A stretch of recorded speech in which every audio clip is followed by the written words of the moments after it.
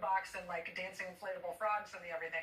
How do you, what do you make of the Republican effort to really demonize protest against Trump? Look, on the one hand, I welcome the free publicity. I'm glad they're talking about what will be the largest peaceful protest in modern American history coming up on Saturday. And it's also funny that they can't actually say no kings. They've got to make some other name up for it because they understand it. They say no kings. How is that objectionable? Right. How could anybody say that that's anything other than the most American thing since apple pie? But I do think we have to hold two things in our head at the same time.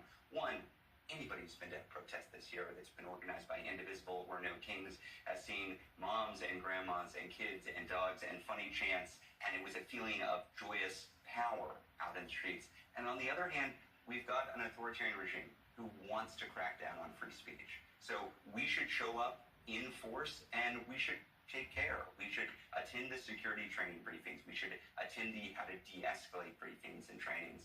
We should do that work so that if anything happens at these protests, we're ready to do it. But if your First Amendment rights are under attack and you decline to show up because of those threats, you don't have First Amendment rights. So if anybody is out there watching this and is like, oh, I don't know, I've never been to a protest, or I'm hearing a lot of gnarly stuff from this regime, and maybe I won't come out. Let me tell you, it's going to be fun, it's going to be powerful, and it's going to be part of history.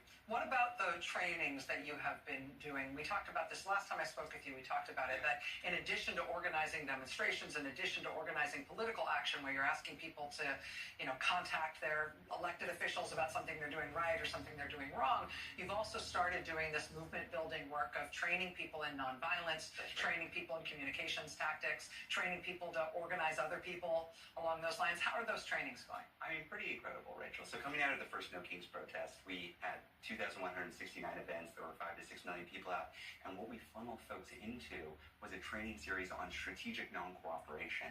So that means not just focusing on your elected officials. That's good. Look, I like that. We call members of Congress. We show up at members of Congress's offices. I think that's good advocacy. But we have to recognize this regime is not just passing laws or issuing executive orders.